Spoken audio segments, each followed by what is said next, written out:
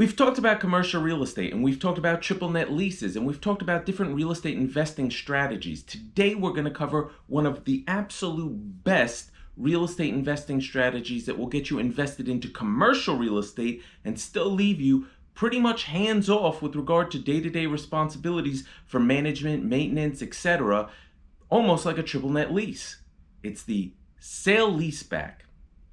And today, I'm going to share with you just how amazing this strategy can be for you.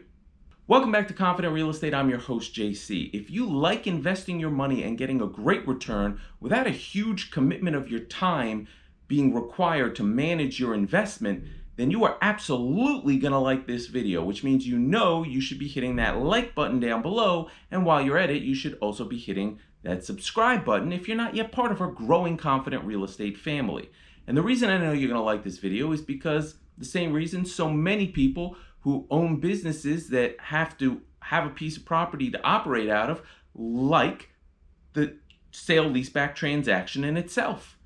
It is a win-win for both the seller and the investor.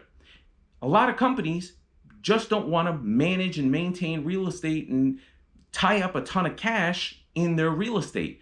Their business is not owning real estate. Their business is doing something else, whether it be manufacturing, production, being a doctor's offices, whatever it is. They operate and they need that real estate to operate out of, but they don't want to actually tie up the money and deal with the headaches that come with being a landlord. And that's where you come in.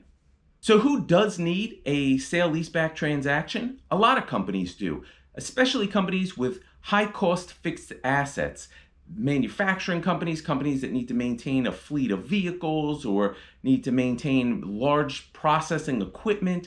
They have a lot of already high cost fixed assets in place, and they can't afford to be tying up money in real estate and being responsible for maintaining it and dealing with the things that come up and the headaches of managing a piece of property.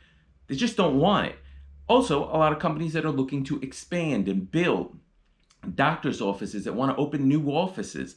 They don't want to tie up their money in buying a building. They'd rather get a lease that's fair and establish their practice. And usually they end up in a situation where they buy the property, they establish their practice, it's there, the neighborhood knows about it, and they want to keep it there. But they also want to expand. And to do that, they need to free up some cash.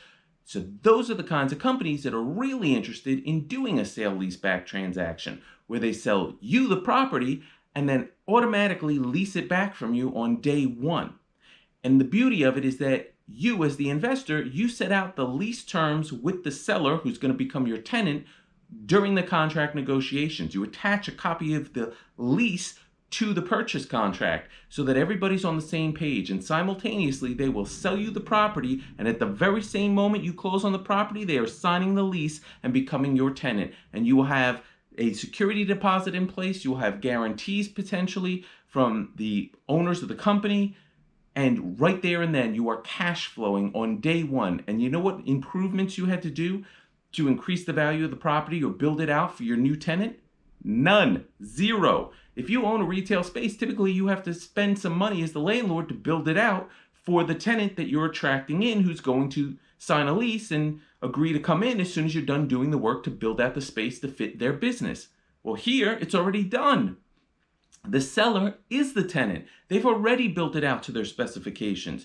You're just entering into a contract to buy it from them and lease it back to them so that they could free up the capital. You're exchanging your capital to buy the property and giving it to them so they could free up the capital they initially put in when they bought the property and fixed it up. So they could go out and expand and build their practice. And you know what?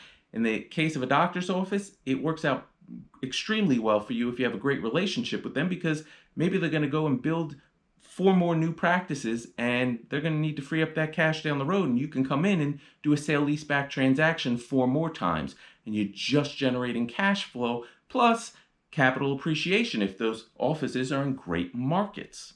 The sale leaseback is honestly one of the most underrated and least spoken about real estate investing strategies that's out there, but it is such a tremendous strategy. It is a win-win for both you and the seller.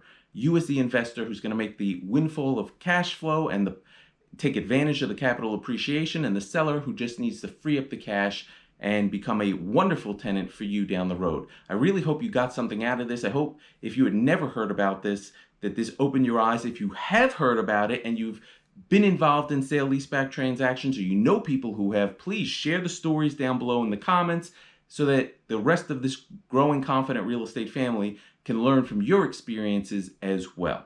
If you haven't hit the like button yet, please do so. And of course, if you're not yet a member, please, it's so simple, it's free. Just hit subscribe and join our confident real estate growing family. Until next time.